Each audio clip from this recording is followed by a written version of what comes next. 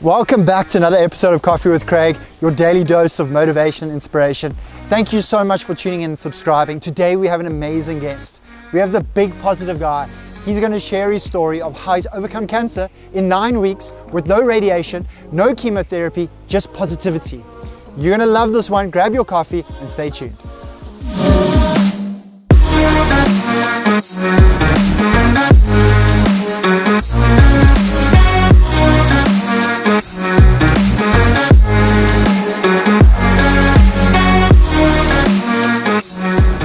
Andre, thanks so much for joining us on Coffee with Craig. I'm very excited to have a conversation with you because our journeys seem very much aligned. Yes. So you started working at Liberty Life back in 1983, and I was born in 1983, and I was almost born into Liberty. So my dad worked there, and I grew up seeing what Liberty was all about. So I know you started off in the insurance industry. Do you want to tell us a little bit about your story? Yeah, I came out of the army. In those days we still had to do the army, and I joined a company. I still remember doing my interview for a guy called Larry Jakes in my military uniform. I thought that would look impressive.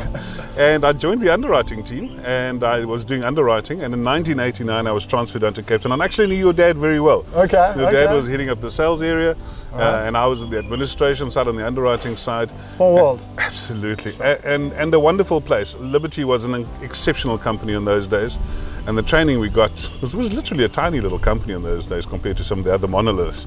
But it was flying, and it was probably the best training I ever could have asked for. Okay, that's amazing.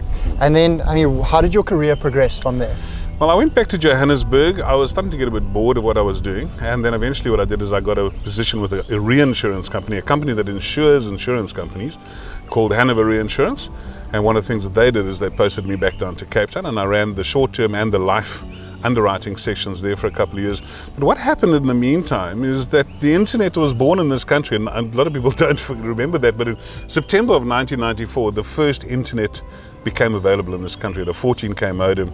I took a lot of our underwriting tools that we had and I put them onto help files and put them onto the internet, and everybody thought I was a computer genius. Okay. And then quite quickly after that I was promoted to the head of e-commerce for Hanover Reinsurance for Africa.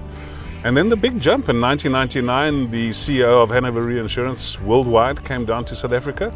We had some chats, he loved what I said, and the next minute I was the head of e-commerce globally, living in Germany and traveling around the world every 6 weeks and flying back twice a month to see my wife in Cape Town. Okay, so you moved over to Germany. Moved to Germany. You were chasing your dream in the corporate world? Absolutely. So absolutely. Were you after money, fame, all career of that. progression? Power, money, fame. Everything. Whatever I could get. Okay, like so many people starting out your career. Very ambitious. People are wanting to climb that corporate ladder. Absolutely. And I think it takes some time and some maturity for people to realize maybe that's not what they're really after, or their true purpose in life. And that's why I really wanted to chat to you, because I know your story takes a turn from there. So you came back to South Africa because there was maybe something inside you that was earning for you to come back here. It was quite interesting. One of the things that I said is I set myself a bucket list when I was 16. Okay. 100 things to do. And the last thing I said was to be the CEO of a major financial company. And here I was the MD of a major financial company, and I ticked number 100. And a huge sense of disappointment flooded over me. When you achieved it? When I achieved it. And then I suddenly discovered something, is that purpose is more important than goals. And you can set goals, but you've got to make sure that your values align with it. And so one of the things that I did at that stage is I resigned, which wasn't easy. It's quite difficult to resign as the boss. Yes, for sure. You've got so many people relying on you. Yeah, and then I came back to South Africa, and the first thing that happened, everyone looked at me and said, "You've got to be crazy."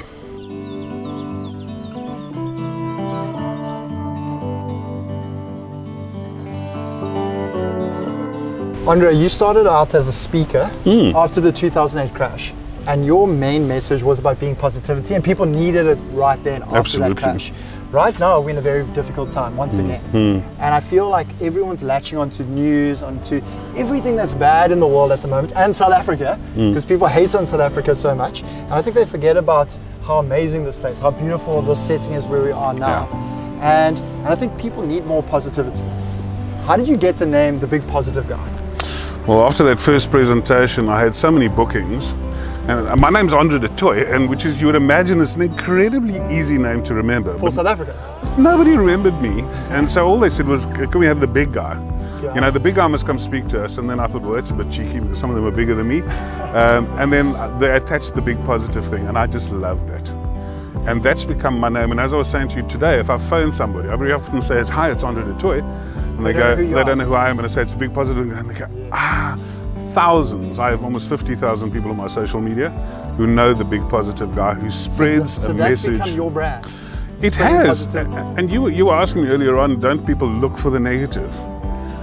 I've learned that people listen to the negative and buy from the positive. So if you're an estate agent and you're standing there and you're sitting at the bar and telling us how the world is falling apart, everyone will listen and be worried with you because that's how they're not going to buy from them. But they don't buy from. Why would they buy from somebody who believes the world's coming to an end? They come to the other person who says, look around us here, we're living in heaven, and they buy from that. And that's what's happened with me, is I find more people are following me because of my positivity, and everybody else's negativity creates a sanctuary for them with me. Okay. And so that's why the chubby 60-year-old dude is getting all the followers on social media. 50,000 followers, that's amazing. Right. So let's take a seat here. Yes, thank you. Because I know your story is not always positive. No. And you've had to deal with a lot of negativity. Do you want to tell us a little bit about what happened to you from a health point of view? Yeah, I was literally a few weeks away from my 60th birthday, and I had planned a birthday for 500 people because I've always wanted this massive big birthday party. Yeah. And just before that, I went to the doctor and I said to the doctor, you know, can I have a prescription? And I said, oh, by the way, there's this little black spider sitting on my shoulder. It looks like a spider. And he said to me, let me have a look at it. And he, I don't like this. He cut it out. And when the lab results came back, he said, come see me urgently. And as one of my best friends, you know, I've known this guy for 20 years, he knows me intimately. And he said to me, the news is not good. And I actually wrote a post about it because very often in those moments of bad news, from the receptionist to the sister to the other doctors who all know me very well, nobody would look me in the eye.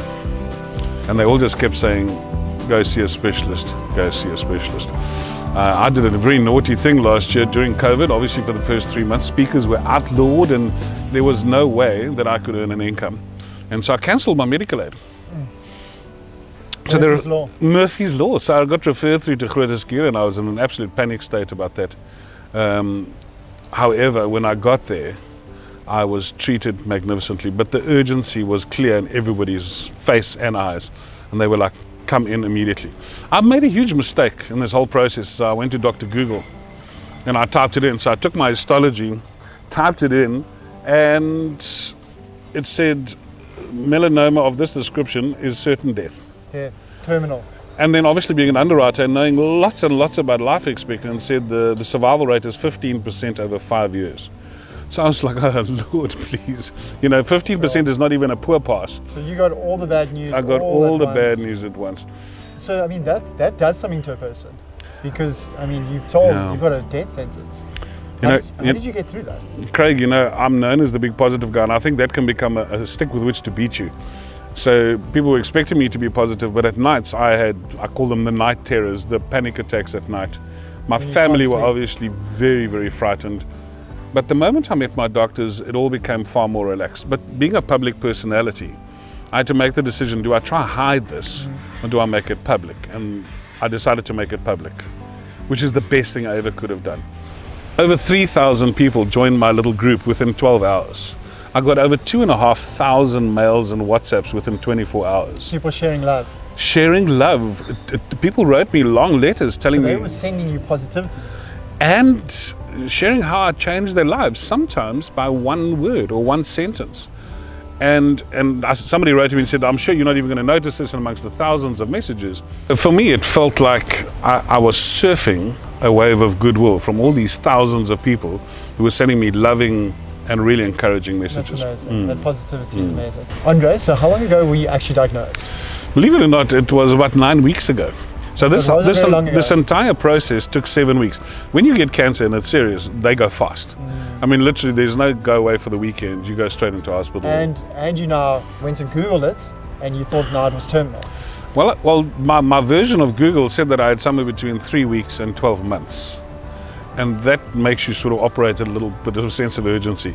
And quite terrifying for me, to be very honest. But I believe you've got some good news. Yes, I went into hospital. They cut out a 600-gram steak out of my back. That could have been fun. Believe it or not, but it was absolutely magnificent. I was in theatre for over 5 hours. Sure. They've taken out half my armpit and all my lymph nodes, and I was waiting to go back and hear the news because the depth of the tumor had been so much. They automatically assumed that it had spread, and it would have spread to multiple organs. And so I was assuming the worst, and because I'd had it here, I was hoping it wouldn't go to my voice or to my brain or my lungs. All these things, all these thoughts go through your mind. And I went last Tuesday, and it was a day of miracles, which is a whole other story. But the entire day, miraculous things happened to me. The plastic surgeon who saw me was running around, because he wasn't the one who did the operation, but he was so proud, and he was like, "Andre, there's nothing. There's nothing, but you need to see the oncologist." And I went to see the oncologist, and Grooteski's got this incredible system where all the doctors who work with you meet with you as a panel. So there were 3 professors and a plastic surgeon. And they all looked at me and said, "You've dodged a bullet. We don't know what's going on." So even I'd been told that just because of the severity of the cancer, that I'd have chemo, but I'm not even having that. So they came back and they said you no longer have cancer? They said, "Go back, watch yourself very, very carefully, and if you can survive a year, you'll..." So you're in remission? I'm completely in remission. With no cancer? No cancer. No radiation? No radiation. Nothing like that? Absolutely. In 9 weeks? All of this happened in 9 weeks? It just went, but it sounds too easy. But I think there were reasons for it. I think that massive wave of positivity that came my way. The other thing is I had enormous numbers of people pray for me. I found that quite difficult because... Are you a spiritual person? I'm a spiritual person, but I really believe that God does what he wants to do. So I was sort of, if God wanted me to go, then I would be gone. And if he wanted me to stay. I don't really believe that we can influence those things. But all these people got together, and regardless of what I said, they just prayed and prayed and prayed. Andre, it's such an amazing story what you've been through and how you've recovered. Do you have a message that you can share with our viewers of how you've got through it and what they can do if they embark on a similar journey? Yeah, I think there's many, and I'm trying to sort of all wrap my head around, because it's only been 2 weeks. The first thing I think is, for me, is sharing it in public. And I don't think the sharing is the important part, but the wave of positivity from so many people. So my first expression of survival would be surround yourself with wonderful, positive people who love you, and there are thousands of them out there. And this wave of positivity of over 2,500, 3,000 people that I had towards me, I think definitely had something. Had a big impact on you. It's hard to die when the universe is being told by thousands of people that, no, save this dude. Okay. I'm not particularly spiritual, but I also believe that the number of people who were praying for me, and for me that was, people were praying for me, telling me their whole church is praying for me, and I was like, but dude, I hardly know you. But they felt that I was worth it. And for me, again, I just think so much positivity and goodwill being directed at you must make an effect. My family, I have an 18-year-old daughter and a wife of nearly 30 years. They were so supportive. Obviously in the beginning they were really shocked, but they rallied around. I had many panic attacks, night terrors as I call them. In the beginning I was so fearful. I'm not scared of dying. I didn't really want to die a miserable death. And I didn't want to die in 3 weeks' time. There's so much stuff I still want to do. Okay. And they were fantastic. And the last one is, whatever you think of positivity, my whole life has been about looking for the good, seeing the good in everything. And even in my cancer, I was looking for that good. I was coming out of anesthetic, and the first 2 words I said were, "I'm alive." I was grateful that these amazing surgeons and anesthetists had brought me out on the other side. And I looked for the positive in everything, and I shared it. And almost to a certain extent, everyone treated me differently. I still feel like the doctors treated me like I was somebody special, not because I am, but because I made them special. I made them feel amazing, and I've kept telling them how amazing they were. And it's been 2 weeks. I'm alive.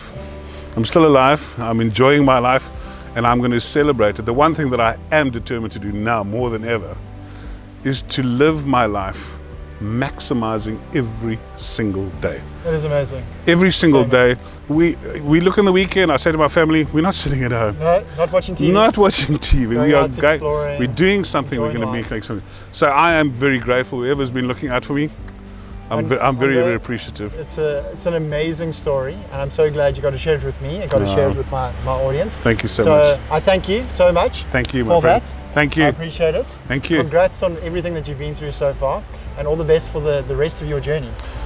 Watch this space. It's going to be interesting. Well, there we have it. Another guest on Coffee with Craig, sharing his story, the big positive guy, sharing his experience of overcoming cancer in only 9 weeks. So share some positivity, smash that like button, and leave a comment for Andre as we watch his journey unfold through positivity and inspiring many, many people. Till next week, we'll see you soon.